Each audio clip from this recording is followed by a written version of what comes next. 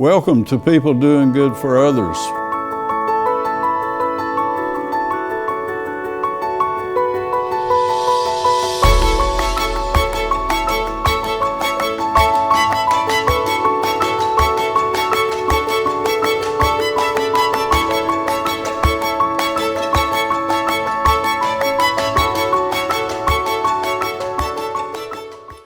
Welcome to People Doing Good for Others, where we honor and hold in the light those who are truly making significant contributions in our communities. I'm Gary York, and I'm grateful to be with you today. I want to thank Wilkes Communications, River Street Networks, and WIFM for this opportunity, and again, thank you for joining us. A featured guest today is Jody Call. He's part of a significant leader here at Wilkes Communications, where he's the Chief Technology Officer. He's a native of Wilkes, went to high school here, then to Wilkes Community College in the App State for bachelor and master's degree. He's a former high school teacher coordinator, and today we're going to talk about broadband. And he's a significant leader in that arena, in that field, and Wilkes Communications is doing an incredible endeavor to bring broadband to those who might not be with it. So thank you for that and be with us today. And good morning to you, Jody Call. Good morning, Gary. Glad to be here. Thank you for I'd like for you to start by introducing your family to us and where you live. Yeah, so I live in the southeastern part of Wilkes County in the Windy Gap community. Actually, they call it the Lovelace or Loveless Township. My mom grew up in that area, and the land had been in the family for several hundred years, dates back to the late 1700s. But that's where my wife, Melissa, and I built a home, and we have two children. Sophia, she's 15, she's at the early college. And my son, Carter, he will be 13 in a month, and he's going to be in 7th grade at Central Middle. And I think last time we talked last year, we had 10 dogs. We're down to 8 now. And we have 4 cats. Thank you for that. And we're up to 4 chickens now. So, but anyway, that's a little about me and where we live, and live kind of in the middle of nowhere, away from everything, to where it's quiet when we get home and can relax.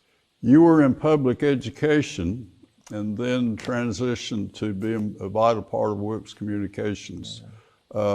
Jody Call, share that transition, if you will. Yeah, I'll be glad to. So when I was in education for Wilkes County Schools for almost 11 years, I worked in technology. And in 1996, and this will parlay into broadband, all the schools needed access to the internet, which had just become publicly available. The information superhighway is what they called it back then. And so all the schools had to be wired, the cables pulled in the schools, and that's really how I learned on the job. We pulled over 500,000 feet of cable in all the schools from I think it was October of 1996 until May of 97, and we would start out these projects on a Thursday or Friday night, and the teachers would come volunteer. And they would help pull the cable, and they would help terminate the ends on these copper cables. And we would pull 4 cables into each classroom, 2 cables into each office. The state required at the time 1 cable in each office and 2 in the classroom. We went ahead and overbuilt more than what the spec was. And then we connected our first internet at, I think it was Mount Pleasant School, Mountain View, Wilkes Central, and there was one other school. I can't remember where it was, West Wilkes, I think. And so that's the first schools that had what we call broadband, not dial-up internet. And it's grown so much since then. At the time, my job primarily, although I wasn't a teacher for Wilkes County Schools, I was an instructor for Wilkes Community College. We still interacted with staff development, teaching teachers, and also working with students on career choices as far as technology goes. But part of my role there, I was a technician that helped maintain the network, took care of the computers, the printers, any devices that the students had. And I've been away from there almost 15 years now, and it's 15 changed. years. Yeah, it's changed a lot since then. So the skill set I had back then is somewhat outdated, but I was able to use the skill set I had then when I left 15 years ago to bring it here, and it gave me a leg up understanding networking and going back to working with the teachers and the staff and also my coworkers in technology to get these schools wired, which got the kids connected, and they're actually still using some of that infrastructure today. Jody Call, the CTO, Yeah. is that right? Yes. Okay, here at Wilkes Communications. You said something that I want you to go back and revisit. Okay. You said we didn't put in one wire or two wires, we put in four. Yeah.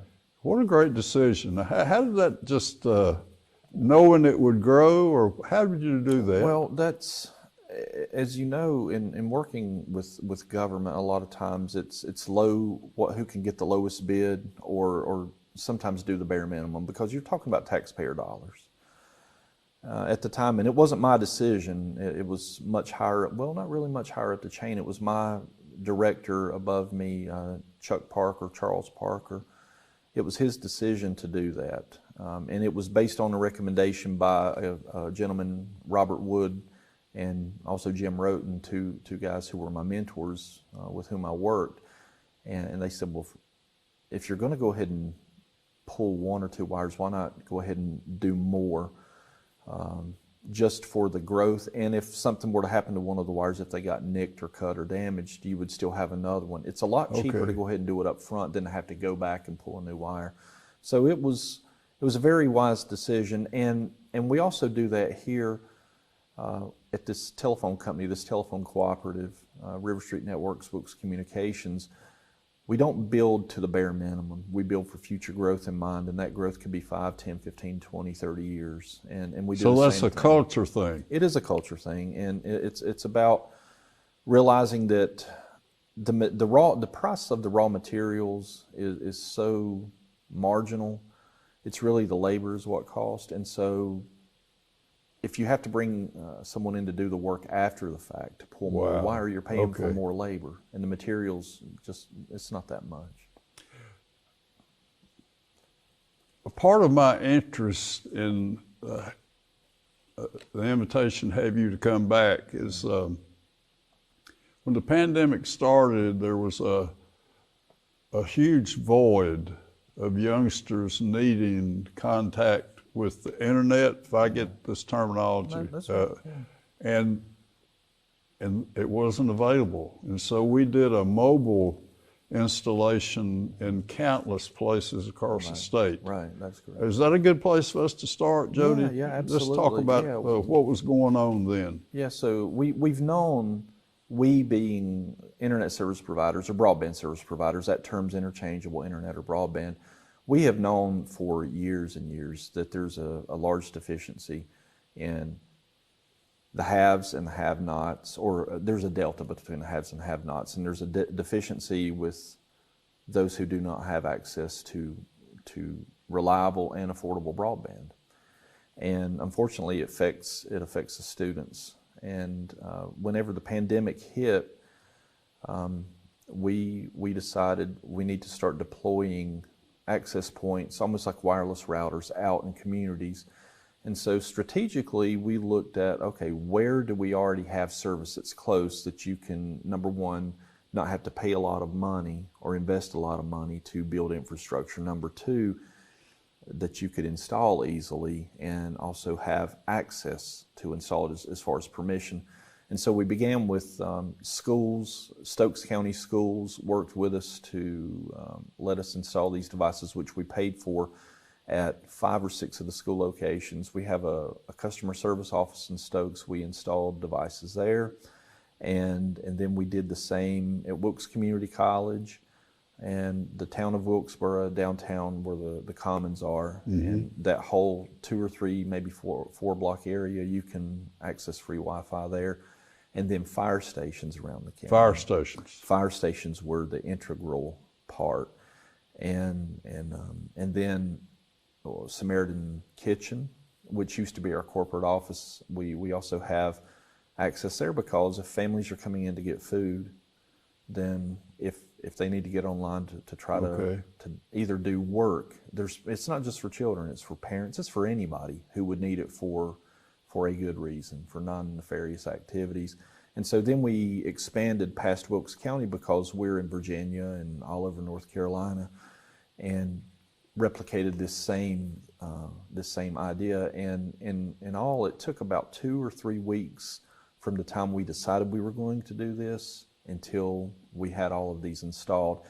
And I can't really take credit for that because I'm not the one who installed it. It's our incomparable staff. What did you have to technicians. buy? What do Wilkes Communications have to go do that? These access points, because the fiber and the copper cable that we use was already in existence. So there might have been some materials we had to buy, but it was really technician labor and also the procurement of the devices, and they're wireless routers. Basically, they're commercial grade wireless routers that are outdoor rated.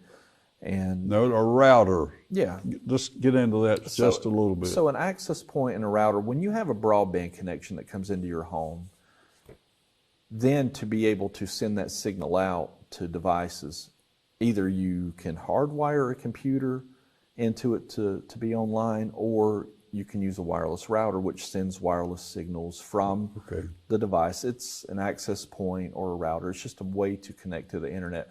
The funny thing is now, and my children are the same way, they say the Wi-Fi is internet and internet is Wi-Fi, and they're two totally separate things. You can't have, you can have the internet and not have Wi-Fi because you could plug a computer directly into your connection. Okay. But Wi-Fi will not work if that link to the internet's out. And so oftentimes, and I've heard this with customers as well, and the youth, hey, I need Wi-Fi, I need Wi-Fi. It's like, well, no, you really need internet access, because without internet, the Wi-Fi doesn't work.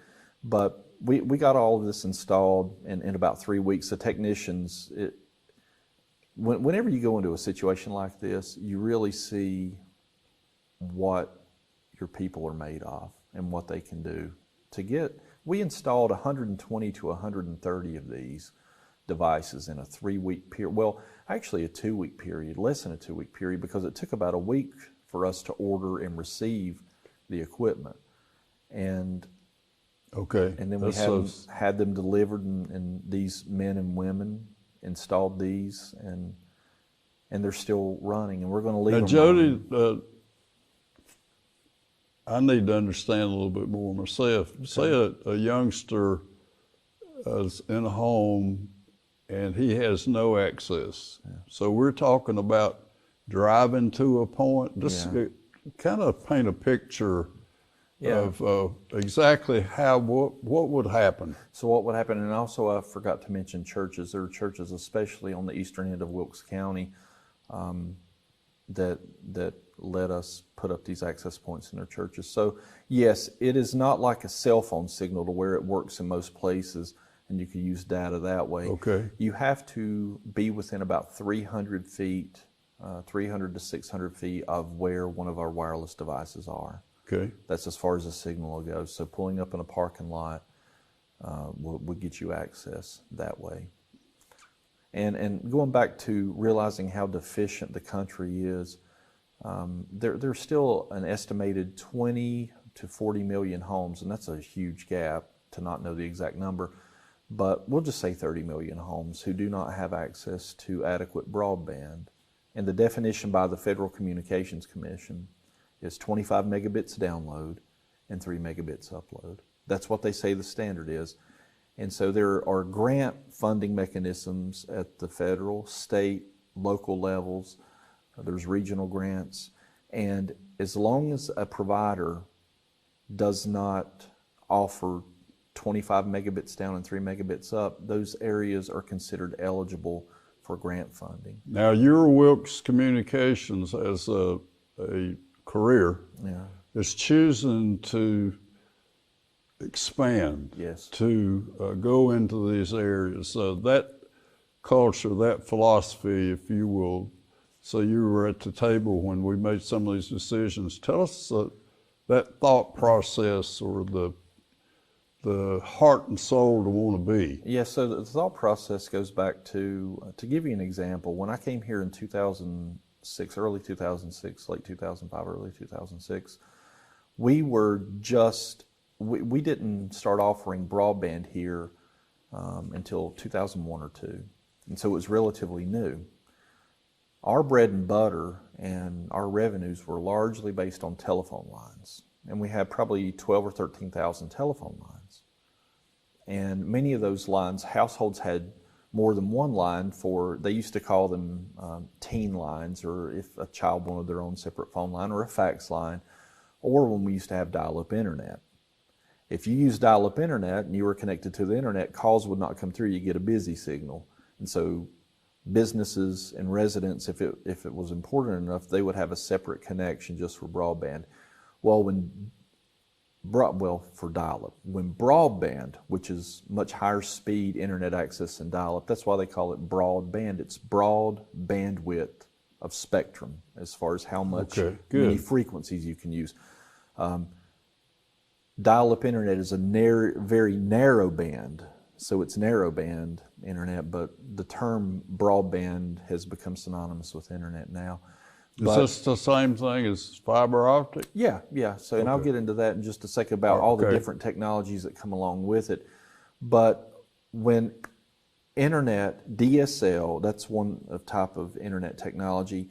When we started signing up customers for that, customers were of the understanding, I don't need my extra phone line because now I have this dedicated service. And so we saw the atrophy of phone lines going away. And so that's how we receive our revenues and also our support from the federal government. Being a cooperative in rural, there are funding mechanisms also to help us pay the bills each year. And that money allocation is going down each year because the federal government realizes telephone service is not as important the way it was in 1934 whenever the Communications Act came about. And to get back around to what you were saying about being at the table when we decided to start expanding, when we saw the phone lines start trending downward as far as people, we were like, we have to replace this revenue some way. And it was either build in a new area or acquire companies that already exist. And I can tell you it's a lot cheaper to buy a company and run that company and be able to generate revenue that way and then organically grow and build a fiber network than to start off a brand new project in what we call a greenfield build, where the ground's not been disturbed by us, because that costs so much more to do that. To do that, and you're not guaranteed any customers. You're coming in as a competitive provider, and you're not guaranteed customers. Whereas if we buy a company that has 4,000 customers, 4,000 phone lines, 3,000 internet subscribers, day one, that is money or revenues coming in that helps us to subsidize and build or upgrade those networks later on. So we've had a series of several acquisitions. Give us some idea of where we serve today. Okay, Wilkes County is our main footprint. That's where Wilkes Telephone Membership Corporation started in 1951. We also have built in Stokes County a fiber optic network. We are in small parts of Watauga, Allegheny, Ashe, a little bit of Yadkin, but there are other telephone cooperatives who are sisters to us who are in those areas. But each of us bleed into each other's counties. Surrey as well, very small amounts. Belhaven, the town of Belhaven down in Beaufort, Hyde, and I think it's Washington counties, a telephone cooperative merged into us. They were a smaller co-op, about 3,000 customers, and they just didn't have the scale to really survive. So we had them merge into us. We purchased a 102-year-old telephone company down in Ellerby, North Carolina. A lot of people don't know where Ellerby is. It's right above the city of Rockingham. But if you say Andre the Giant, that's where he lived. He had a farm and a ranch down in Ellerby, and we purchased a phone company, People's Telephone Company, in just above Danville, Virginia. And there's been several other wireless internet service providers we've purchased throughout the state of North Carolina. Okay. So we have, in effect, we have tripled, almost quadrupled the size of our company in the past 5 years. We purchased 2 companies, one in Saluda Mountain, which is south of Asheville, and then Barnersville, which is north of Asheville, and then also the city of Fairbluff near Tabor City. Wow. And those occurred in 2015. To give you an idea of one thing about, just to make sure there's no confusion between us and also to anyone who's watching about broadband. And the telecommunications industry, I think, is only one-upped by the medical industry in acronyms and, alphabet soup, all these different terms. and so what we take for granted a lot of times is that people understand exactly what we're talking about, and when we're discussing these things, people get lost in the conversation, and most people don't want to say, hey, I don't understand what you're talking about, because either they don't want to delay a conversation or they don't want to seem inferior. But to do a level set on what broadband is, and as I discussed earlier, broadband is a way of accessing the public internet, the World Wide Web. Okay. There are so many different ways to connect to the internet. That can be through fiber optic, which is a piece of glass. It's manufactured glass in a laboratory. It's underground. It's underground. It can actually be on poles as well, but we bury all of ours because, as you know, when we have storms, whether it be tornadoes, high winds, or ice, some of the first things that are casualties are the lines, power. Ooh, thank you. So we put ours underground, and knock on wood, we rarely ever see outages because of weather, unless it's a direct lightning hit to one of our buildings. So you have fiber, then you have DSL, which uses your existing phone line, but it uses frequencies above what the human ear can perceive or hear, and it sends those frequencies, and that's how your internet travels. It's very distance sensitive, about 18,000 feet away from a telephone serving office, and it's not as fast speeds internet, maybe 10 megabits down and 1 megabit up. Fiber optic, right now, we offer a gigabit down and a gigabit up, which is 1,000 megabits down by 1,000 megabits up. So compared to DSL, it's 100 times faster. So Jody Call, who's the Chief Technology Officer here at Wilkes Communications, our company that provides this ministry, what, to the layperson like Gary York, what is the ultimate that is available today in my home? In your home. So if you were a Wilkes Communications or River Street Networks customer, but being in Pilot Mountain, unfortunately you aren't, would be fiber optic. Fiber optic. If you lived in Wilkes, in our service area, you would have fiber optic, and you would have access of 1,000 megabits download and 1,000 megabits upload, or gigabit, because 1 gigabit is equal to 1,000 megabits. Okay. And that's how it is across all of our fiber footprint in Wilkes County. Now, some of the other properties we've acquired, they still have copper or DSL networks, but the plan is to overbuild those with fiber as well. So let me, this question, there's 2 ways for us to be a bigger, more productive company, is to merge, or to expand here. Or is that kind of how that works? Yeah. And so Wilkes County is, and anybody who's watching, check my math on this, or my facts, but as far as land area, it's 750 or 760 maybe square miles. Mm-hmm. Wilkes Communications, River Street Networks, Wilkes Telephone Memberships footprint in Wilkes County is about 590 to 600 square miles. So we're in most of the county, but whenever we started our company, it was to serve the areas where CenturyLink, at the time Central Telephone didn't provide telephone service. This was in 1951. And it made sense for Central Telephone to build the network in the area where you had the most population, which was Wilkesboro and North Wilkesboro. So if you looked at a map of Wilkes Communications footprint in Wilkes County, and our CEO is Eric Kramer, he's the one who came up with this analogy. He said it looks like a donut has been placed over Wilkes County, and Wilkes Communications is the donut. The donut hole, which is Wilkesboro and North Wilkesboro, that's where CenturyLink is. But it's a kind of a crumpled donut. Wow.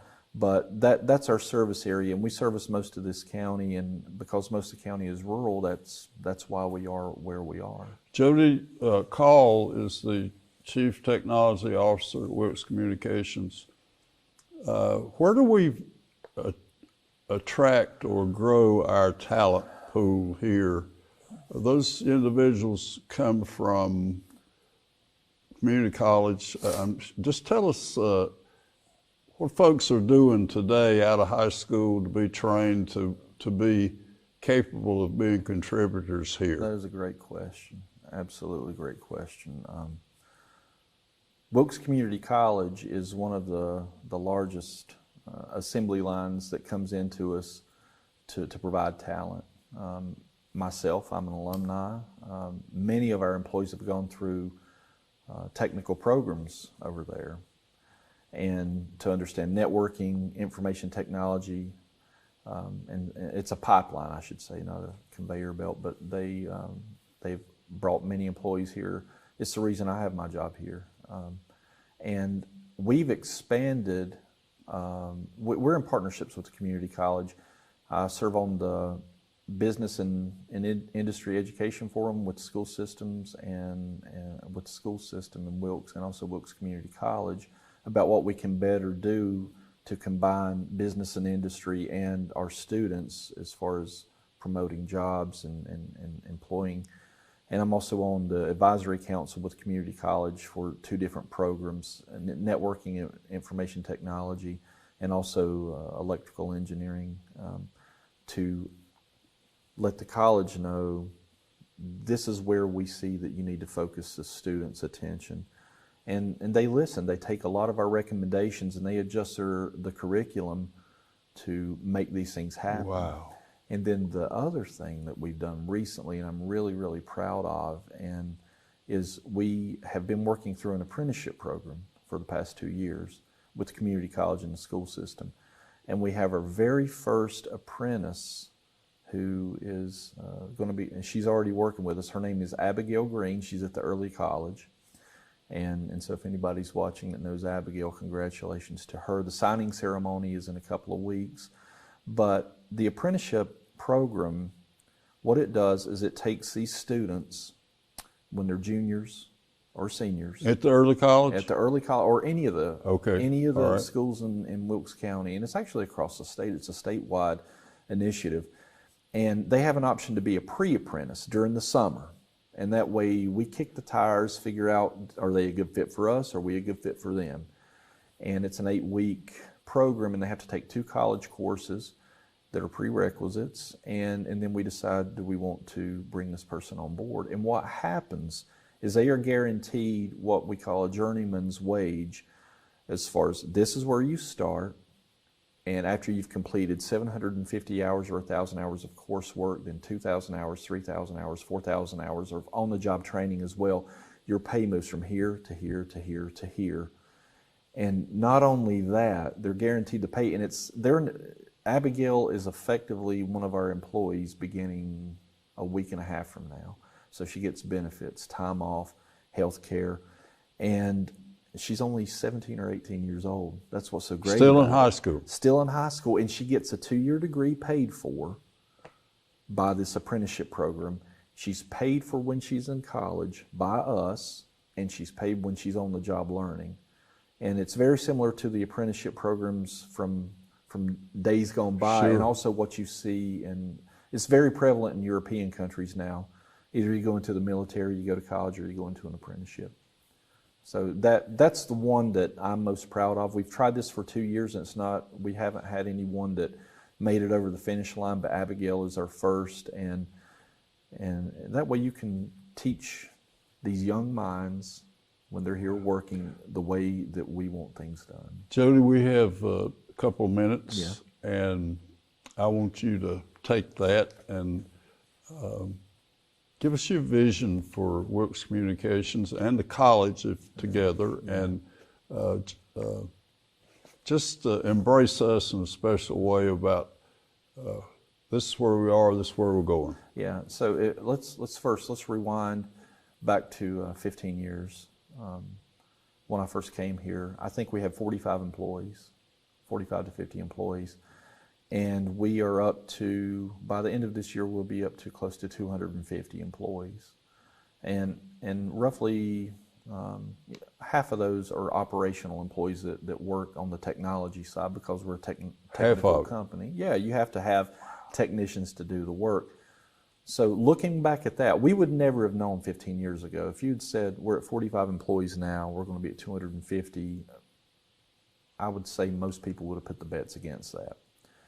So if we try to look at 5, 10, 15 years ahead, which is, we have strategic plans and rolling plans that go 5, 10, 15 years, we want to grow the company. Right now we have roughly 22 to 25,000 customers. We would like to see that we have 60,000 plus customers, someone paying a bill, and preferably broadband, because as you know, that's what's most important now.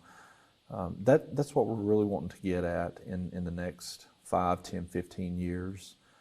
It could be more than that. 60,000 customers, all on broadband. All on broadband, yeah. Wow. Yeah. Jody, what an honor to have you with us. And my life has been enriched, and I'm sure that those that are watching us today, and promise me that periodically you'll come back and do this again. Absolutely, Gary. Absolutely, Gary. I mean, absolutely, not absolute, but absolutely, Gary. You're one of my favorite people. Thank you very much. And always, I feel lifted up and better anytime I'm in your presence. Well, Jody Call, Chief Technology Officer of Wilkes Communications. I'm Gary York, and again, we want to thank Wilkes Communications and River Street Networks for this opportunity.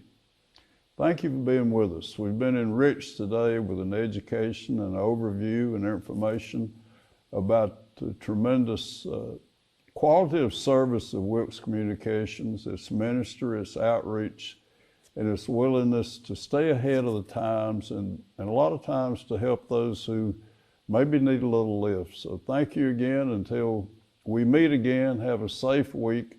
And again, thank you from Jody Call with Wilkes Communications and Gary York. Take care.